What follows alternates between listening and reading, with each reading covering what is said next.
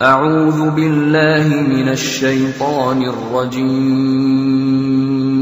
بسم الله الرحمن الرحيم وعد الله الذين آمنوا منكم وعملوا الصالحات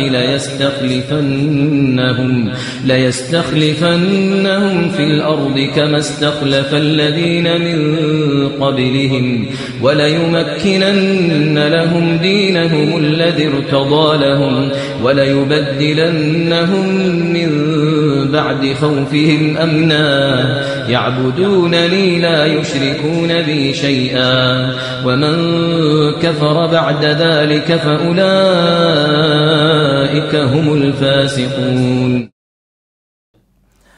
Assalamualaikum warahmatullahi wabarakatuh.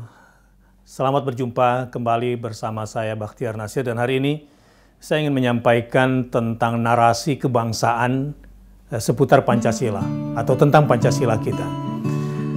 Saya bahagia sekali menjadi orang Indonesia, menjadi bangsa Indonesia setidaknya dari dua sisi untuk kesempatan ini. Pertama, karena saya punya para pendiri bangsa ini yang menyatakan bahwa penjajahan di muka bumi haruslah dihapuskan karena tidak sesuai dengan peri kemanusiaan dan peri keadilan.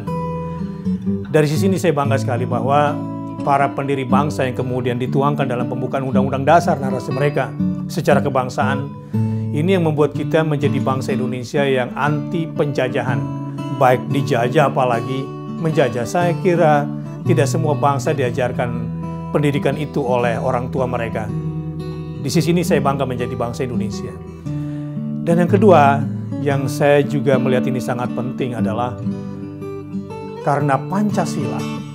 Kalau saya lihat dari sisi surah An-Nur ayat 55, surat cahaya ini, Indonesia termasuk yang berpotensi untuk mendapatkan tiga.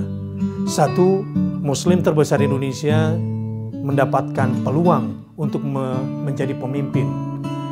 Dan yang kedua, kita akan menjadi bangsa besar karena kita dijanjikan oleh Allah Subhanahu wa taala untuk bisa menegakkan agama yang diridhoinya.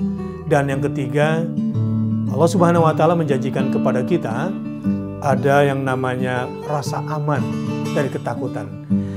Selama kita manusia Indonesia ini menjalani dua hal.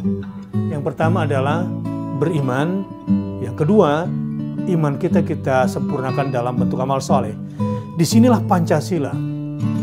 Ketika saya lihat dari sudut pandang surah An-Nur ayat 55 ini, bahwa keimanan dalam konteks kebangsaan adalah ketuhanan yang Maha Esa. Sungguh luar biasa. Terima kasih, dan kita doakan pada para pendiri bangsa yang sudah menempatkan ketuhanan yang Maha Esa sebagai sila pertama. Dan inilah esensi keimanan dalam berbangsa di Indonesia ini.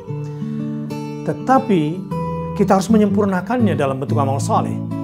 Dan saya melihat amal soleh yang ditetapkan di Pancasila, dari sila pertama sampai sila kelima maksud saya, adalah amal soleh kebangsaan yang luar biasa. Iya, saya menyebutnya sebagai amal soleh kebangsaan. Dan setelah kita menjadi orang-orang beriman di Indonesia dengan ketuhanan yang Maha Esa kita pegang baik-baik sebagai landasan hidup, yang kedua adalah ayo kita beramal soleh. Amal soleh yang harus kita lakukan pertama kali adalah menjadi manusia Indonesia yang adil dan beradab. Kemudian menyebarkan, mendakwahkan agar semua orang-orang Indonesia ini berupaya keras menjadi yang digambarkan dalam sila kedua kemanusiaan yang adil dan beradab, dari rakyat tentu sampai pemimpin, dari yang paling kecil sampai yang paling tua. Amal soleh yang kedua adalah sebagai bangsa Indonesia kita harus berjuang dan mengokohkan kembali persatuan Indonesia tanpa kecuali. Kita berbeda agama, tapi kita pasti akan bersatu ketika kita kembali kepada narasi kebangsaan kita. Amal soleh yang ketiga yang harus kita lakukan adalah bagaimana memperjuangkan tegaknya kerakyatan yang dipimpin oleh hikmat kebijaksanaan. Disinilah sebetulnya narasi politik kebangsaan yang harus selalu kita bangun. Jangan kemudian kita terpecah belah dan keluar daripada prinsip narasi sila keempat yang luar biasa ini. Ketika kita berbicara politik, silakan berbeda pendapat, tapi harus berujung kepada falsafah negeri ini. Kerakyatan di Indonesia harus dipimpin oleh hikmah, kebijaksanaan dalam permusyawaratan dan perwakilan. Ketika sekarang terjadi penyimpangan, kita harus jujur. Dan kita harus kembali kepada dasar negara kita. Kembali ke khitah kita. Amal soleh yang juga harus kita lakukan. Dan ini adalah tujuan daripada terbentuknya Negara Kesatuan Republik Indonesia. Apa itu amal soleh yang harus kita lakukan? Yang kelima, di sila kelima adalah bangun keadilan sosial bagi seluruh rakyat Indonesia. Ini yang saya sebut janji Allah akan diberikan kepada Indonesia, dan Indonesia akan membawa peradaban besarnya ke dunia. Karena kita sudah dianugerahi oleh Allah Subhanahu wa taala pemimpin pendiri bangsa ini yang diilhamkan oleh Allah Subhanahu wa taala untuk menjadikan Pancasila sebagai dasar atau falsafah kita bernegara. Dan tinggallah kita merawatnya. Bagaimana caranya? Yu'minuna bi la yusyrikuna bi syai'an. Tetaplah kita beriman kepada Allah selalu, dan tetaplah jangan sekali-kali menyekutukan Allah dengan sesuatu apapun.